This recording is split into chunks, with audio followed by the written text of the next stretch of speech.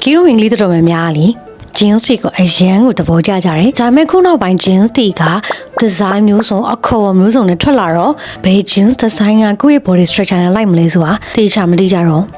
ဆိုတော့ဒီနေ့ jeans တွေကိုခင်းနေသူအဖြေရှာလိုက်ရအောင် mom jeans ကိုယ့်ရဲ့တင်မစုံကိုပင့်တင်ပေးပြီးတော့တင်ကားသလိုတင်ပိုကြီးသွားတဲ့အောင်ဖြစ်စေပါတယ် skinny jeans ကိုယ့်ရဲ့ body ကောက်ကြောင်ပို့ပြီးတော့ပေါ်နေစေပါတယ် flare jean ခြေတံကိုပိုရှည်သွားတဲ့အောင်ဖြစ်စေပြီးတော့တင်နဲ့ခြေတံနားကို balance ဖြစ်သွားစေပါတယ် wide length jean ခါးကိုပိုသေးသွားတဲ့အောင်ဖြစ်ပြီးတော့ခြေတံကိုလည်းပိုရှည်သလိုဖြစ်စေပါတယ် high waist jean ကိုယ့်ရဲ့တင်ပစုံကိုပင်းတင်သလိုဖြစ်ပြီးတော့ waist line ကိုလည်းပေါ်လင်းစေပါတယ်ဒီလောက်ဆိုရင်တော့ကိုပေါ်လင်းချတဲ့နေရာပုံမူတည်ပြီးတော့ jeans တွေကိုရွေးချယ်တတ်မယ်လို့မျှော်လင့်ပါတယ်နေ့ရက်တိုင်းကြိုလာကြမယ်နော်